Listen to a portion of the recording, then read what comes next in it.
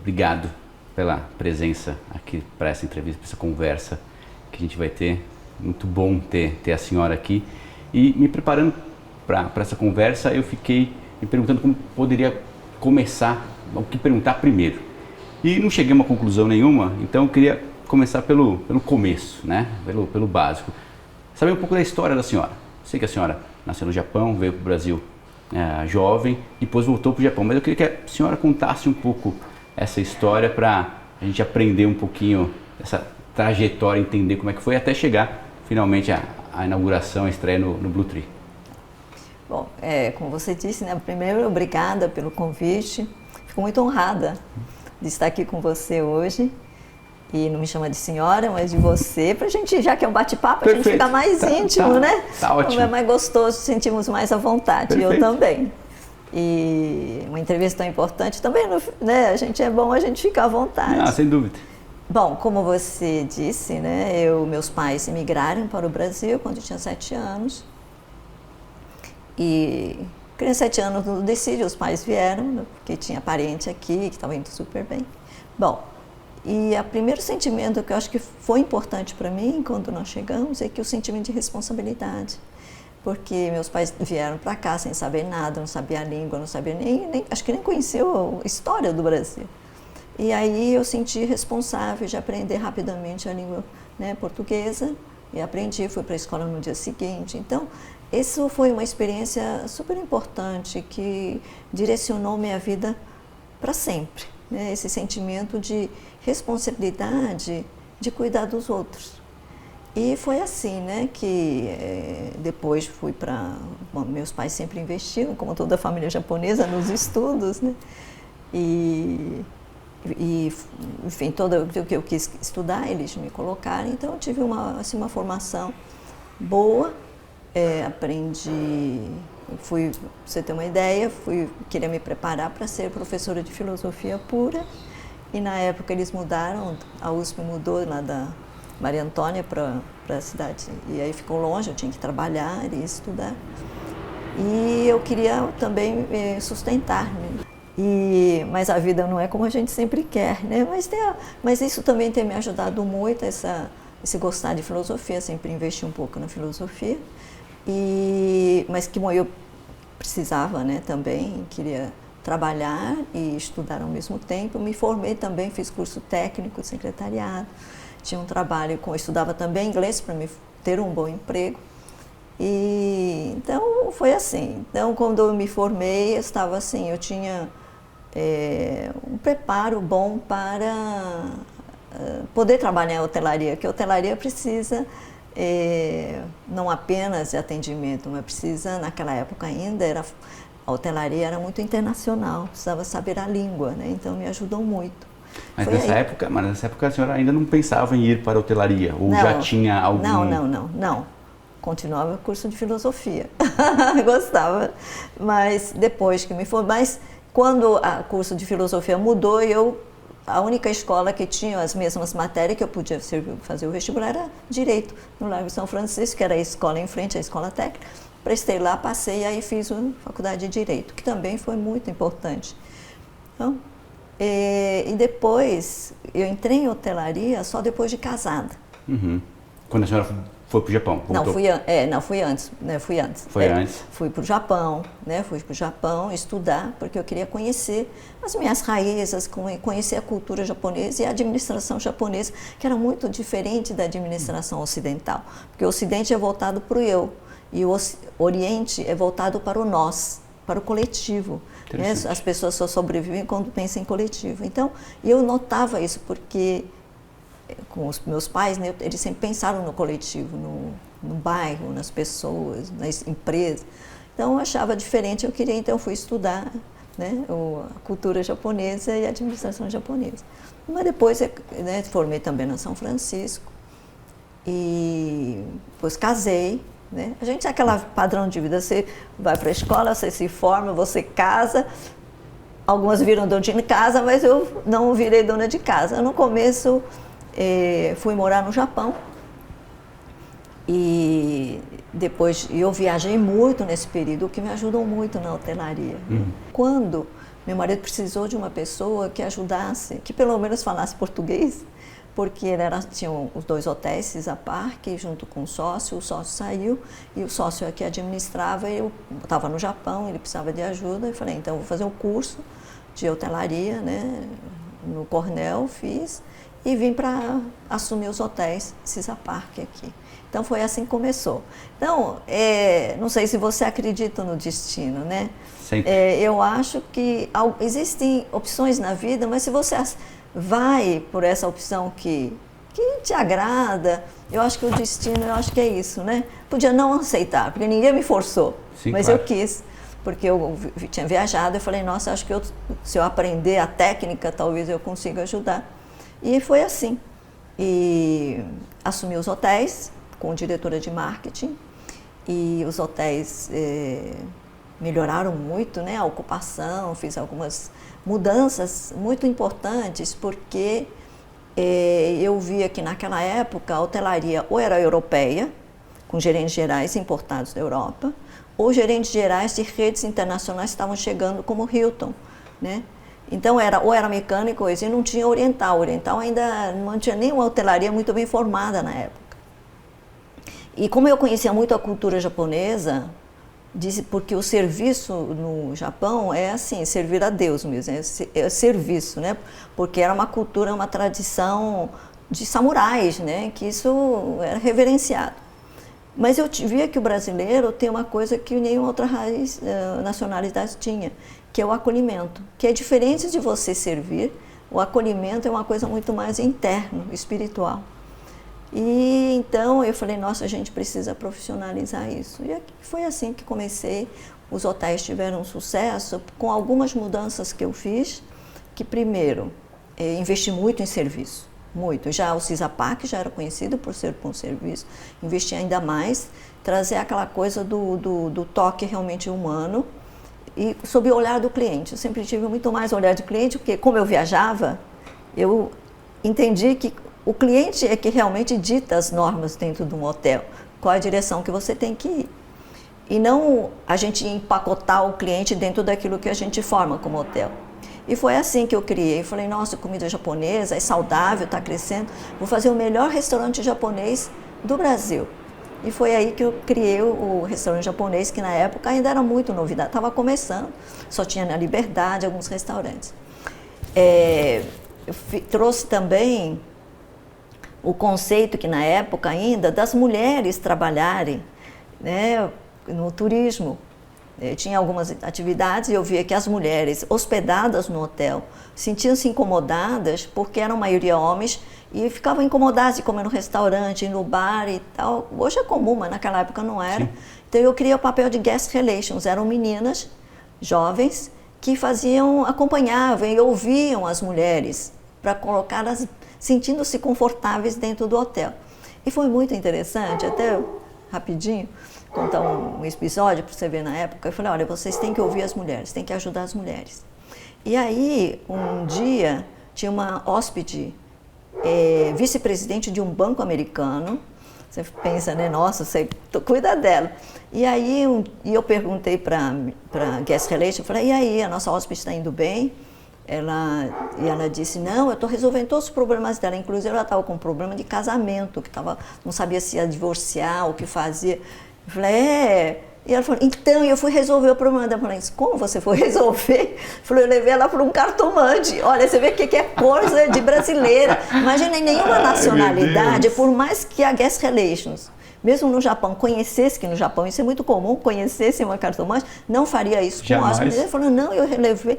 E eu falei, meu Deus, como é que você fez isso? E ela ficou super satisfeita. Não, ela falou, ficou tão feliz que voltou lá. Então, você vê como o fator humano é tão importante, né? E aí o Guest Relations cresceu, né? Criei como é que chama? O cafezinho no lobby, foi assim que nasceu no Brasil. O feijoada, que era uma panela só que fazia, eu separei, porque eu não comia feijoada, várias coisas, então separei para facilitar o cliente. Então foi assim que eu tive vários insights e que sempre focado no conforto do cliente. E aí o Cisa Park melhorou a ocupação e depois eu eu não era a dona, né? Eu era funcionária da empresa do meu marido, que tinha uma operação hoteleira. Então, eu era a asinha lá embaixo, né? Então, eu recebia as ordens dos japoneses lá, que tinham muitos, né? Sempre uma hierarquia. Então, eu aprendi a lidar bastante, né, com essa situação. E quando eu cheguei na hotelaria também, então, eu aprendi a lidar porque eu entendi que eram poucas as mulheres e os homens vinham de uma cultura onde eles já estavam e já sabem muito melhor do que eu. Então, eu falei, nossa, eu tenho que aprender com eles, né? Então, aprender, quando a gente aprende as coisas, igual com o professor, você tem humildade, fala, você me ensina, eu não sei. Então, os homens sempre me abriram as portas, então eles me ajudaram bastante. Mas, ao mesmo tempo, eu falei, nossa, tem muitas mulheres tão competentes. Então, criei a primeira gerente geral mulher, enfim. E depois, mesmo a Guest Relations, né, comecei com mulher. Então, fui colocando as mulheres onde dava. Inserindo ali. E depois, meu marido foi abrir hotéis, né, em vários lugares, em Portugal, em Taiwan, nos Estados Unidos, porque estava indo super bem. E a economia japonesa estava no auge, né? E aí meu marido comprou a rede Westin, que era a mais tradicional dos Estados Unidos. E com a compra do Westin, fui morar em Seattle, fiquei lá. Era a época que o Microsoft também era pequeno, então tinha assim, a Westin, Microsoft era pequena ainda, a Boeing, que era a grande empresa, né? Então, eu falei, nossa, é aqui que eu vou aprender. Foi muito bom. E também foi lá que, quando eu cheguei, eu falei, nossa, tinha poucas mulheres no nível de liderança, mas eu perguntei assim, não porque eu questionei, não é mesmo. Falei, nossa, aqui tem mais mulheres? Assim, dúvida, né? Perguntando, assim, como se fosse coisa mais natural. Tinha advogada mulher, tinha algumas, mas eram poucas. De gerente geral, não tinha nenhuma gerente geral mulher. E eu realmente acredito ainda que as mulheres têm muitas qualidades para serem gerentes gerais, né? Porque a mulher tem uma sensibilidade que é bastante diferente da sensibilidade do homem, né? Então, a mulher, essa coisa do acolhimento é muito presente. É verdade. Mas tem a parte financeira de gestão muito forte, né? Então, que também as escolas estão preparando as mulheres para isso. Então, depois houve a crise da economia japonesa, que foi assim, a crise da economia de qualquer lugar do mundo, eu acho que é muito pequena diante do que eu vi. Você tem eu não dizer da nossa empresa, mas não, do meu marido, porque é uma sociedade anônima, né? Um amigo meu, que tinha hotéis também, ele perdeu numa semana 650 milhões de dólares, numa semana. Para você ver por que isso? Porque os terrenos estavam valorizados, as empresas estavam, as ações derrubaram os valores. Então, você vê que a vida pode mudar de um dia para o outro, quando o dinheiro seu está em papéis, né? Sem dúvida. E foi assim, meu marido, nisso, você sabe que a desgraça vem tudo junto, né? E de uma vez só. Meu marido teve derrame, que já não foi por conta disso, porque ele estava super bem, mas ele tem a família toda tem como é que chama, genética, digamos assim, de problemas cardíacos, né, e sanguíneos. Porque eram 4, morreram de falta de penicilina, mas os outros 2, uma irmã e o irmão, morreram e o pai dele também, problemas cardíacos, né. E meu marido teve derrame muito forte, ficou entre a vida e a morte mesmo. Depois ele ficou sem a fala, comunicação, sem mobilidade. Ficou 17 anos com problema. E aí a empresa era uma sociedade anônima, os diretores, né, nós conversamos, falaram, então é melhor vender, e nós vendemos. E olha, eu acho uma pena, porque a gente estava com cerca de 90 hotéis, né, nós vendemos, mas a empresa estava muito alavancada, né, tinha que vender, não tinha como. Eu aprendi que hotel tem uma liquidez muito grande. Todo mundo quer muito. Todo mundo quer comprar a rede de hotéis. Rapidamente, vendemos para Starwood, vendemos aqui os hotéis Cisa Park para um grupo mexicano. Foi muito rápido, né? E estavam super bem, os hotéis estavam super bem. E como eu já tinha adquirido todo o know-how, fiz hotéis em vários lugares do mundo, de vários tipos, né? Olha, conheci o melhor hoteleiro, para mim, o melhor hoteleiro do mundo, né? Não tem um igual ainda, Bob Burns, e nós fizemos juntos ele fez a reforma, nós éramos sócios, do hotel o Beverly Wilshire de Los Angeles, onde foi filmado A Linda Mulher. Ah, que legal. Então toda aquela reforma, era um hotel velho, antigo, de um mexicano, fizemos a reforma. Então, eu tive uma experiência tão bacana, né, que inclusive em Taiwan, para você ter uma ideia, tinha o governo chinês, de Taiwan, o governo de Taiwan queria fazer um hotel num lugar, assim, que você não digo muquifo, mas é um lugar bem longínquo, não tinha absolutamente nada. Ele falou que tinha uma praia, mas perto das praias do Brasil, era um riozinho que estava passando, ainda entupido. Bom, enfim, mas queriam fazer, e as grandes redes, né, na época, tinham recusado, porque todos os estudos diziam que não ia dar certo. Mas como eles estavam dando um monte de benefício, meu marido era construtor e tinha benefício também a obra lá, falava, vamos fazer. E foi o maior sucesso. Olha como é que são as coisas na vida. Eu acho que a gente tem que, muitas vezes, ter certeza de algumas coisas e esperar o melhor do outro. Por quê?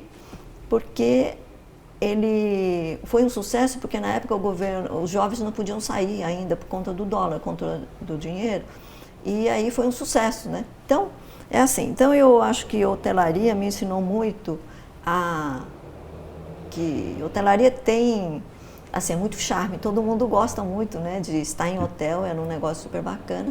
E quando nós vendemos, e meu marido teve vida e morte, eu indo voltando, e a minha equipe, quando nós vendemos hotéis, minha equipe pediu para eu continuar, porque acreditava na hotelaria, eu também eu entendi que o Brasil tinha um potencial enorme para crescimento, né, em hotelaria, que ainda não tinha tantos hotéis como agora.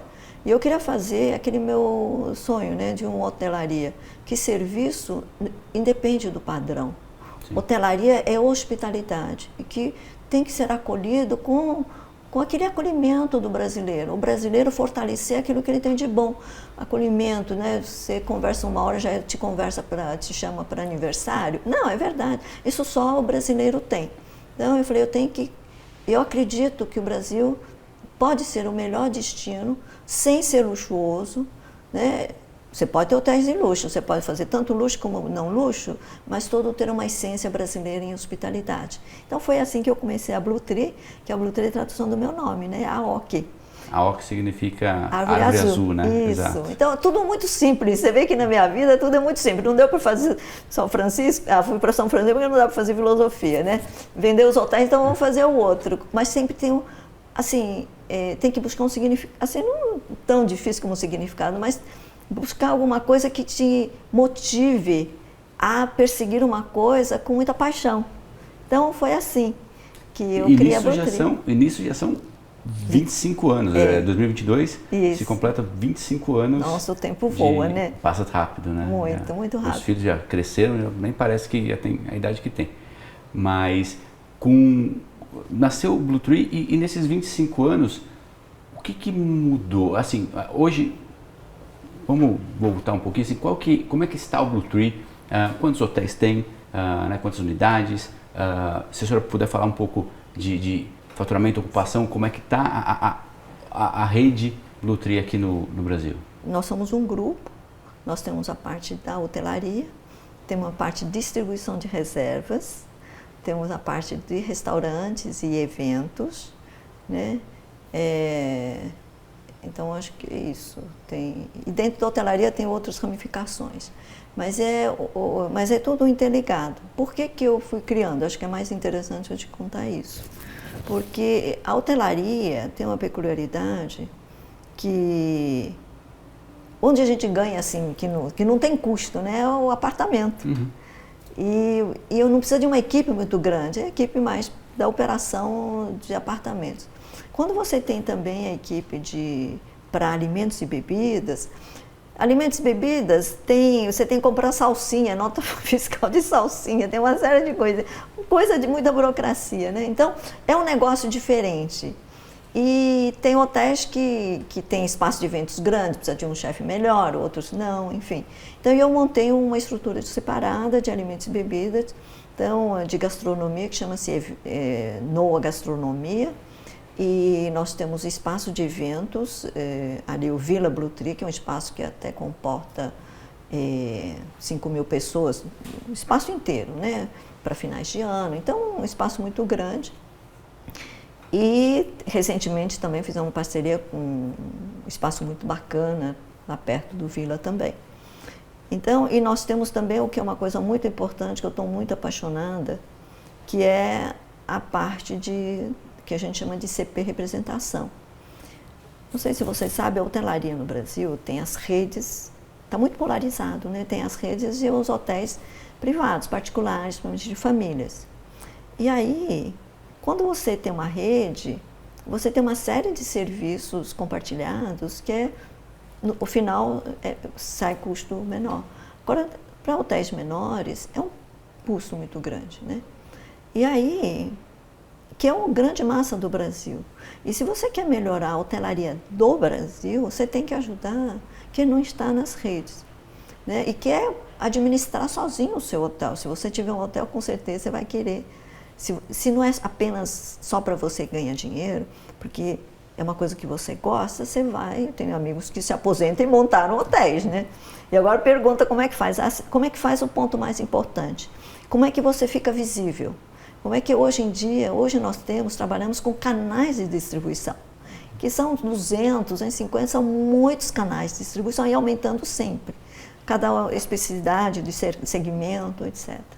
Então, e tem o Revenue Management, aquele negócio que começou com a companhia aérea, que todo mundo usa, esse RM que a gente chama, é muito importante, de acordo com época, com a ocupação do hotel, você administra as taxas, por isso que a diária do hotel muda também. Então, tudo isso é uma técnica que existe especialização. De você, canal de distribuição, é importante porque você tem que estar se o meu hotel é focado, por exemplo, em negócio, eu tenho que estar em todas as prateleiras dos canais de distribuição e tem que estar visível, aparecendo legal. Então, nós temos muitos hotéis familiares que eles não comportam ter toda essa tecnologia, pessoas especializadas, o custo aumenta. Ou daí você fica nisso e tira pessoas da operação, você tem que distribuir a receita e a despesa. Então, e como eu sempre tive esse foco de criar uma hospitalidade brasileira, eu falei, eu vou ajudar essas empresas, esses hotéis, as redes, esses hotéis que são fora da rede, eu posso, como eu tenho a minha rede, eu faço uma empresa para ajudar esses hotéis. Isso é coisa recente que eu criei e vou ajudar. E nós estamos, até esqueci o nome, temos uma boa quantidade de hotéis pelo Brasil que a gente administra esse URM, administramos a distribuição, né, organizamos a distribuição. Então, esse é um negócio que eu estou apostando, eu quero investir muito nesse negócio, porque rapidamente você fica ao nível de um hotel de rede, com essas facilidades, sem precisar do custo. Sim. Você imagina, a grande parte da hotelaria brasileira ainda é familiar. Se você leva essa tecnologia, você ensina, porque nós somos muito conhecidos por serviço, né? E eu passo esse conhecimento também para eles, nós temos rapidamente... E esses hotéis familiares têm um jeito de acolher, de servir, que é muito legal. Muito único, muito exclusivo, bacana. Né? Isso. Eles dão sangue, porque aquele é negócio deles. Que a gente, como rede, a gente também procura, mas acaba sendo um pouco pasteurizado. Então, eu procuro não fazer na broterie, mas também eu sei que acontece. Então, e hotel menor, familiar, se o cliente reclama, você vai lá, você já corrige e tal. Então, eu acredito. Então, esse é o mercado. E o mercado de eventos, que agora, como vocês sabem, vocês estão mudando bastante. Vai mudar cada vez mais, a tecnologia está dominando, você não precisa estar aqui para estar aqui, né? Exatamente. Você não precisa estar aqui para você estar aqui.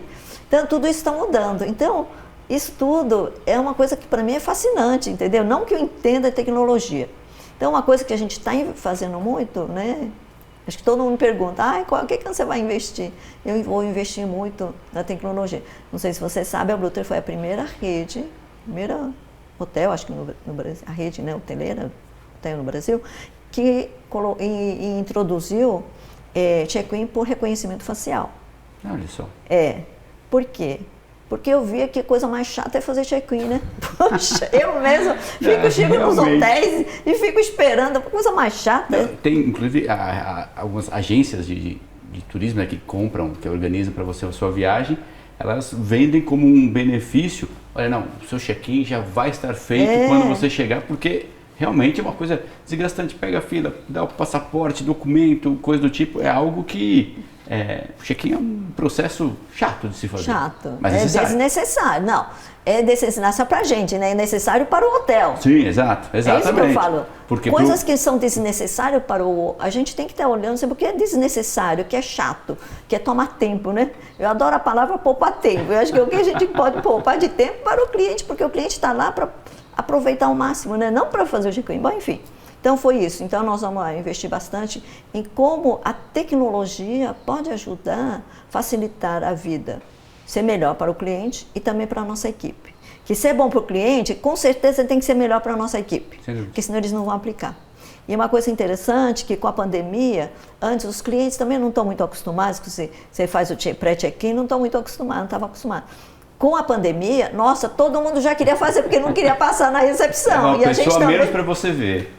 E falando da pandemia, como é que isso, obviamente, influenciou o setor de turismo, a hotelaria como um todo? Existem algumas previsões de que só vai ser possível recuperar esse prejuízo que se teve nos últimos 2 anos em 4.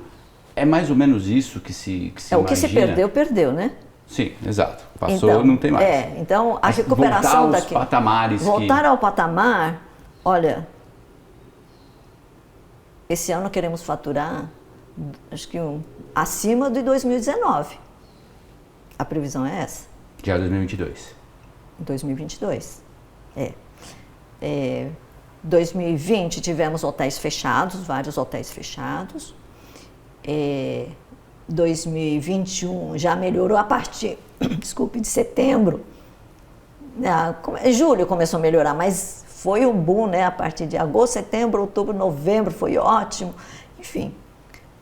E a previsão nossa é que 2022 vai estar um pouquinho acima de 2019. Estou torcendo para nada acontecer, porque esse Omicron, mas agora ainda para mim é difícil medir, porque nós temos muitos hotéis corporativos, mas com certeza mudou o estilo de viagem, né?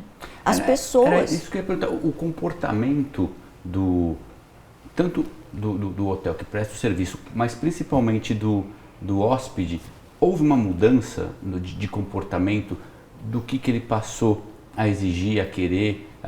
O que essa pandemia trouxe de mudanças positivas ou negativas para o setor? Para mim, muitas positivas.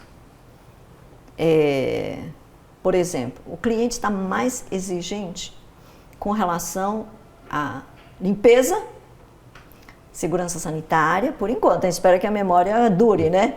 Por enquanto está assim, né? E, assim, evitando aqueles frufruzinhos que usava muito antes, papel disso, não querem mais. Eu acho isso muito bacana, eu gosto. Porque a gente está falando, né, ESG, a gente tem que pensar no meio ambiente. Assim, as pessoas não estão mais conscientes, assim, que eu estou sentindo, né, que eu estou vendo, os hóspedes que procuram, mais consciente de valorizar, por exemplo, o Brasil, né, mesmo porque está difícil viajar para fora, mas mesmo assim eles estão descobrindo o Brasil e estão gostando. E estão vendo que hotel não precisa ser somente aquele hotel que do lado, que achava que era só business, eles estão usando como lazer também. Assim, sair um pouquinho da rotina, que serve também para outras coisas. E vamos fazer um casamento menor, a gente chama todas as pessoas no hotel e faz, etc. Então eu acho que como negócio, está virando, como você sabe, o leisure, né? Business com lazer. Então eles programam as viagens com mais antecedência do que somente vir, fechar um negócio e vai embora. Uhum. E planejam e às vezes trazem as esposas também. Então a mentalidade mudou, a mentalidade de que não é nenhum pecado você trabalhar e misturar o lazer, né? Então isso eu acho que é uma tendência muito positiva. O que a gente está muito atento é a redução dos eventos. Uhum. Que você pode, como eu disse, aqui está aqui, não precisa estar aqui, né? E a tecnologia vai fazer mudanças, metaverso, não sei o quê. Nossa, tanta coisa que nós temos que aprender ainda. E que não precisa sair de casa, você pode trabalhar home office. Sim. Por outro lado, nós temos o sistema aí que a gente não tinha, que é o Blue Home, né? Exato, eu até ia perguntar sobre isso, que fazendo uma pesquisa sobre alguns dos serviços que o Bluetooth oferece, tem essa questão do oferecer o serviço, o hotel e os seus serviços como uma casa para pessoas interessadas. Então, desde jovens até pessoas que não têm esposa, filhos, mas queiram ter um lugar que ofereça. O Bluetooth oferece isso também. É mais ou menos por aí. Essa também é uma tendência de você integrar cada vez mais a hotelaria com a residência das pessoas. Isso é algo que não existia até tempo atrás e, pelo que aparece, vai evoluir. Eu acho super bacana isso, sabe? Porque você está dentro do hotel e você tem a opção de escolher aquilo que você quer. Se você quer morar como se estivesse feito uma locação, sem limpeza, sem nada, que você não tem, você tem que contratar de fora, você tem essa opção, só que ninguém contrata de fora, claro. Porque a gente tem o serviço. Você quer uma semana, um dia, 2 dias de limpeza. Você quer comer no restaurante ou não quer comer no restaurante? Então nós temos, esse Blue Home está sendo um sucesso. E muita gente que tem receio de ir e vir, também estão morando nesse momento. E as pessoas que já adotaram. E os jovens hoje em dia não quer móvel, não quer absolutamente nada, né? O jovem hoje em dia, ele não tem mais, a minha geração, as gerações anteriores, eles tinham necessidade de ter a casa, ter o carro, ter a casa da praia. Então o jovem de hoje em dia, ele já não tem mais esse apego material que as gerações anteriores tinham. Isso se reflete também um pouco no tipo de serviço, na modernização que os serviços hoteleiros passam a oferecer também. É verdade, porque na minha geração, você não, só um pouco mais antiga, na minha geração a gente tinha mania de juntar, né? Prata, por exemplo, que ninguém quer, né? Então, e os jovens não querem absolutamente, eles querem ser, não querem ter. Eu acho isso tão bacana, porque as coisas que eu deixar, para quem deixar, as pessoas vão falar assim, nossa, Tico tinha mau gosto, né? Não, é o máximo que eu vou ouvir, então é melhor não ter mesmo. Não fala, né? Assim, puxa, coisa antiquada, como é que a Tico teve coragem de guardar essas coisas, né? Vamos doar tudo. Então esse vai ser o destino mesmo, é melhor então não ter. Já resolve, de largada. Então né? Os jovens, eu acho que esse negócio que eles criaram do Bleisure, de estar mais conectado às pessoas, né? Mesmo que seja por WhatsApp, que seja como for, por comunicação, por tecnologia, as pessoas estão mais conectadas, porque senão também não tem tempo, né? Não cozinham. Tudo delivery. Olha como é que é bacana a vida deles, eu acho. Então, eu acho que a hotelaria também mudou muito isso, sabe? E a gente permite, quer delivery? Então, a gente também permite, né? Claro. Com todas as questões de segurança e higiene. Então, isso perfeito. É o que a gente exige. Então, nesses 25 anos que o Bluetooth tem, né? Se completa esse ano, mudou-se os serviços, evoluiu-se muitas coisas, né? Desde o comportamento dos hóspedes, novas demandas, novas exigências, mas do ponto de vista do próprio serviço, das pessoas que trabalham, no que o hotel oferece, o que mudou nesse sentido? A pandemia fez um negócio, assim, muitas coisas ruins, né? Muita gente morreu, mas por outro lado, tem algumas coisas interessantes. O senso de urgência.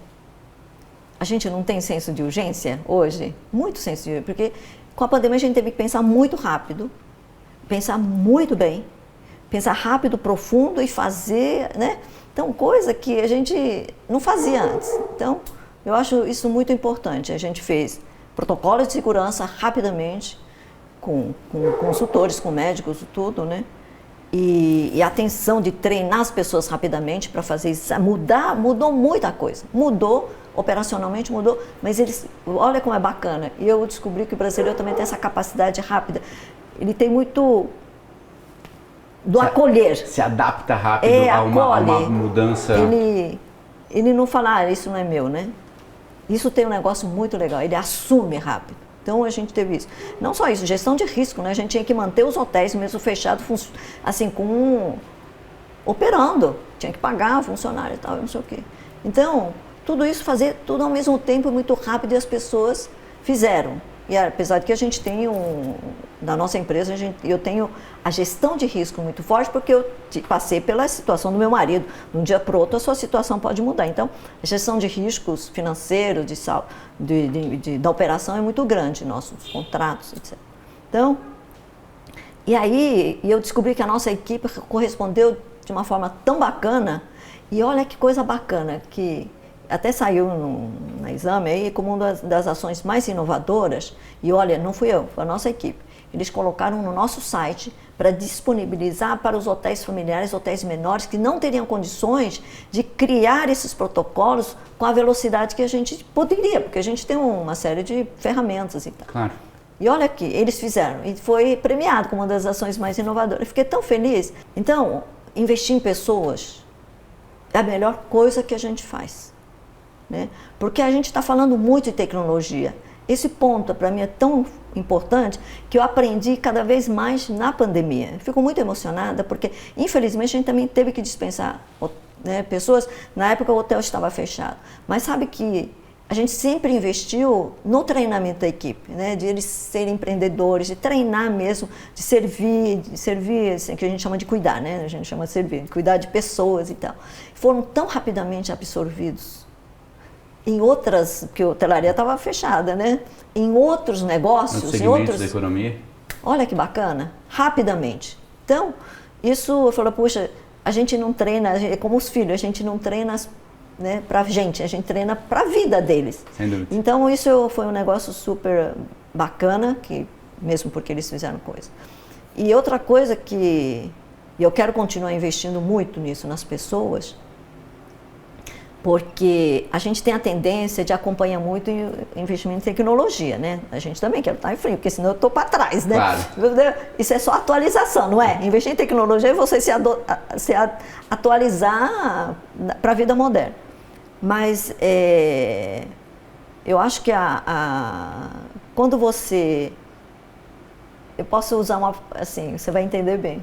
Quando você atualiza em tecnologia, é a diferença quando você também atualiza a tecnologia, mas investe bastante na equipe, que nossa chama Alma Blue Tree, né? É quando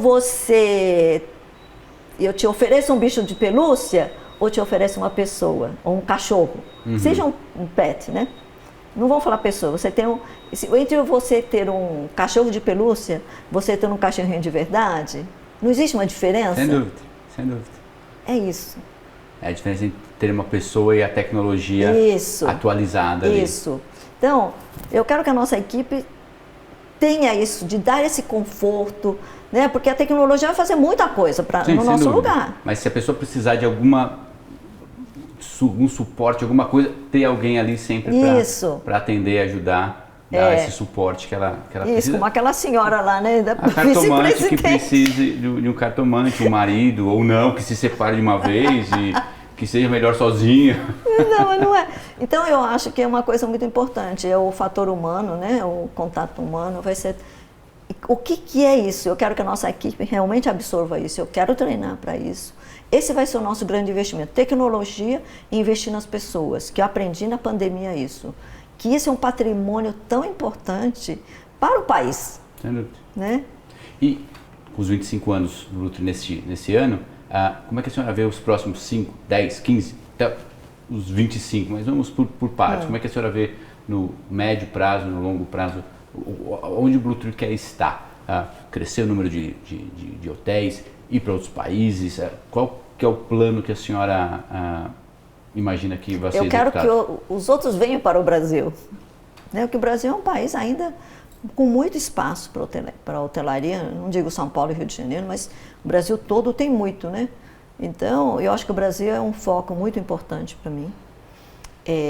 E ainda continuo perseguindo de criar realmente uma forte hospitalidade brasileira, porque o que vai fazer a diferença no turismo é o entretenimento. Você a capacidade de você entreter. Isso também é um entretenimento, Sim. é uma forma, capacidade de você atrair as pessoas para verem alguma coisa, né? Então, de absorver, de aprender, de se divertir. A vida é isso, né? E então o Brasil tem muito potencial para atrair. Então, como é que a gente vai fazer com que isso não seja somente as paisagens? As paisagens são importantes, a gente tem que preservar e tem que trabalhar muito isso, mas criar destinos desenvolvendo as cidades. Eu sou muito pró-desenvolvimento dos destinos, né? Porque eu já fiz muito isso. Cidade de Lins, eu tenho lá, que é nada, desenvolvi a cidade de Lins. Já me hospedei naquele hotel. Então, é fantástico aquele hotel, porque Lins é uma cidade super pequena. 70 mil habitantes. Está a 450 quilômetros mais ou menos aqui de São Paulo. E tem um hotel fantástico, assim, com uma infraestrutura, as águas. Eu lembro que eu fiquei na piscina até tarde da noite, porque era tudo quentinho ali, gostoso, a pessoa vinha te servir, então era fantástico. Mas agora tá melhorando. Faz tempo que eu não vou lá, faz alguns bons anos que eu não vou, mas o hotel era fantástico. Volta lá, porque a gente está renovando todos os apartamentos, né? Porque a gente administra, tem os investidores, então está lotado o tempo todo. Mas o que é importante é que a hotelaria desenvolve o destino. Porque quando a gente desenvolve o destino, o que acontece? Fizeram até museu que não tinha.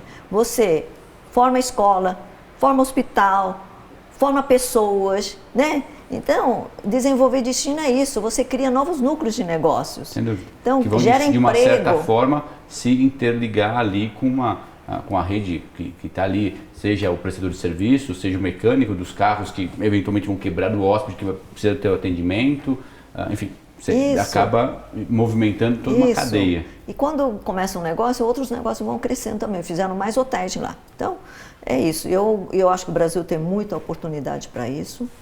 E o foco, eu acho que do turismo será conhecer, aprender e o ESG veio para ficar, né? A questão social, a questão do meio ambiente, como é que as pessoas... Então, as pessoas estão muito curiosas no mundo inteiro para aprender com outros lugares. Então, a parte do aprendizado também está fazendo parte do turismo. E o turista está selecionando o melhor. O turista não quer só contemplativo. É um turista muito bacana, um turista que colaborar com o destino. Então, tem tudo a ver com o Brasil, que o brasileiro acolhe isso, porque tem nacionalidade que não acolhe isso. Sim, exato. O brasileiro adora, né? Como eu disse, no dia seguinte já virou amigo, vai mandar... Então, o brasileiro tem muito desse acolher que é tão importante para o turismo, para a tendência do turismo internacional. Agora, a gente tem muita lição de casa, né? Exato. Trabalhar o destino, a gente viu o que aconteceu no Capitólio. Segurança, estradas, sinalização, cuidado, treinamento das pessoas nos locais, tanto do governo, dos destinos, também das pessoas. Então, tem uma série de lição de casa para fazer. Lição de casa é bom, porque é atividade que você tem. São pessoas que vão formar professores, enfim, você está incrementando, né? Então, eu gostaria muito que o governo olhasse o turismo como enorme fonte de captação de recursos, de divisas, de formação de pessoas, né? De motor do próprio desenvolvimento, né? Não, e olha, o John Naisbitt lá, o futurólogo, ele escreveu em 87, 90, que o turismo vai ser o maior negócio do mundo. E vai ser, tenho certeza. Só que a gente tem concorrentes no mundo inteiro. Mas o brasileiro é o único que tem esse diferencial. Uma coisa única dele que... Você falou muito de investimento em tecnologia, que isso é importante, né, para facilitar a vida do hóspede. Como é que você avalia essas plataformas de compartilhamento de casas, em que muitos hotéis já estão fazendo parte? Esse tipo de negócio é positivo, ajuda de certa forma a tirar o próprio setor hoteleiro de uma zona de conforto? Como é que você avalia essas novas tecnologias? Por exemplo? O Airbnb, Booking.com, os hotéis.com, enfim, todas essas plataformas que agregam a tecnologia e tentam unir o hóspede ao destino, trazendo um pouco essa questão da experiência junto. Como que isso, de certa forma, ajuda ou concorre com o setor hoteleiro? Olha, ajuda e concorre, né? Ajuda a gente a sair do conforto, né? E quando a gente sai do conforto, nós criamos também outros negócios, outras formas. E aí tira um pedaço do outro, né? Não é sempre assim, que me tirou né? do conforto. A vida é assim mesmo. E é assim que é a evolução, né? E você acha isso bom? Eu, pessoalmente, acho, mas é difícil, né? Você acompanhar todas essas mudanças. E tem que estar sempre um olho aqui, outro ali. Sim. E estar sempre atento. Eu sempre estou atenta ao mundo. Porque o meu concorrente é o mundo. Porque o hóspede que viaja para algum lugar e fala, aqui tinha lá isso, aqui você não tem. Eles falam mesmo. O famoso feedback, né? E você tem que estar preparado para isso. Né? Não, mas quando o cliente dá feedback é porque a gente precisou mesmo. Eu nunca vi cliente, só cliente que às vezes quer tirar vantagem, né? Isso é outra coisa. Mas cliente que reclama, ele sempre tem razão, sabia? Você vem de uma geração em que muitas mulheres não tinham essa, não é disponibilidade a palavra, mas que não tinham, não faziam parte do trabalho, do dia a dia do trabalho. Isso ficava sempre concentrado na mão dos homens, que nesses 25 anos, né, ou desde quando você começou mesmo a trabalhar para cá, isso mudou bastante. Ainda tem muita coisa para melhorar, mas isso evoluiu e você contou que em muitos pontos você tentou trouxe as mulheres para questões de liderança. Como é que você vê o papel da mulher hoje como muitas vezes realmente a dona do dinheiro em casa, como trabalhadora, tendo que ainda, infelizmente, se dividir com as funções econômicas e maternais também? Como você avalia isso hoje em dia, não só no setor hoteleiro, mas no Brasil como um todo? O mundo mudou, né? Mudou. Acho que uma das coisas que mais modernizaram foi a relação do homem e mulher. Para você ter uma ideia, eu fui convidado pelo governo japonês para um encontro de desenvolvimento das mulheres, que mais mulheres na economia, um programa que eles fizeram.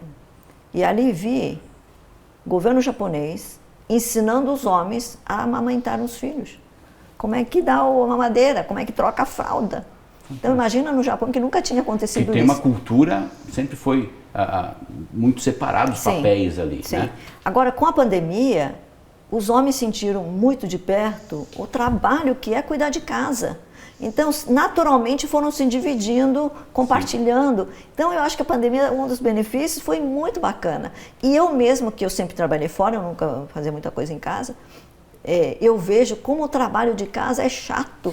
E você não rende. Todo dia você faz a mesma coisa e ninguém te agradece que você está fazendo um negócio super trabalhoso. Chato, difícil e que E os homens estão adorando a cozinhar. Os adorando estão cozinhando. Eu vejo os colaboradores nossos adorando porque nasceu o filho, cuidando do filho. Então, eu acho que está tendo uma mudança cultural profunda nas relações, né, do que é homem e do que é mulher. Eu acho que existe assim, uma relação, o ser humano, né, um reconhecendo o outro. Existem peculiaridades? Claro que existem peculiaridades. Mas entender muito mais, assim, esse é de homem, é de mulher. Eu acho que não, eu acho que cada vez mais as mulheres estão entrando nas atividades que eram só exercidas pelos homens e os homens entrando nas atividades que eram muito mais femininas, né? De cozinha, enfermagem e tudo. Sim. Então, quem sabe, né? Eu acho que eu vi um programa no Japão tão bacana que estão fazendo roupas, assim, unissex mesmo. Unissex. Qualquer pessoa pode usar. Essa é a ideia. Roupas. Imagina no Japão estão fazendo isso. Então eu acho que realmente quando alguém começa a ter essas ideias, surge uma série de outras ideias e a mudança é muito rápida. Sim. Então eu acho que vai ter realmente... você vai apreciar as pessoas. Independente se é homem, se é mulher. Você enfim. Aprecia. Olha que bacana. Né? Eu acho. O mundo está evoluindo para esse caminho. Né, inclusão de tudo, sabe? Eu acho, você pode ser, eu tenho muito trabalho, assim, eu trabalho com refugiados, porque meus pais foram imigrantes, eu vi como é difícil, refugiados, os negros, os deficientes, tanta coisa. Olha esse pessoal todo viajando também, trazendo para dentro, eles trabalhando nesse setor, que a gente já tem muito, né? Eu não sei se você sabe, o turismo, ele é muito livre. Qualquer pessoa pode até vender viagens de casa, né? Já era costume. Então, eu acho que que a atividade de hotelaria e de turismo vai ajudar muito a alavancar o que a gente está falando muito, né? Estarmos todos no mesmo lugar, no mesmo patamar, reconhecidos como seres humanos bacanas, né? Então, esse investimento no ser humano vai ser uma coisa que daqui para frente, né, vai crescer muito. Como eu disse, esse ano eu quero investir na tecnologia e nas pessoas. Quero dar muito treinamento, que eles sejam profissionais bons, porque se acontece alguma coisa com a minha empresa, eles têm... Não, mas não é, estão preparados. E sabe que a gente já é celeiro de recrutamento, né? O pessoal... Vai lá pegar... Porque está preparado. Sabe a qualidade do treinamento, fala, opa, já está resolvido aqui. Que bom. Nem todo mundo sai, né? Mas tem gente que oferece, assim, que é gerente e vai para o diretor e fala, vai sim, não se preocupa não. Manda cliente para nós também. Muito bom. Chico, mais uma vez, obrigado pela conversa, pela presença aqui. Espero que os próximos anos... Eu não sei se eu atendi as expectativas, Super. porque você sabe que o meu foco sempre, né? Você não é cliente, né? Mas a gente está no bater-papo. Mas falando sério, eu acho que é muito... Espero ter atendido o que você estava buscando. Não, a ideia... Desculpe, né? Imagina. Se não atendi, me chama da próxima vez. Prazer. Eu treino melhor. Foi um prazer receber você aqui, uma conversa super inspiradora, na verdade, porque tem toda uma trajetória, e é uma trajetória que ela aparentemente não chega ao seu ápice e fica ali. Não, se busca cada vez mais o que dá para fazer ainda para ir além, né? Então, todo mundo, né? Todo mundo. Você também, todo mundo. A vida é assim. Obrigado. Tá bom, eu que agradeço, foi uma honra, um prazer. Prazer. Muito obrigada. Até mais.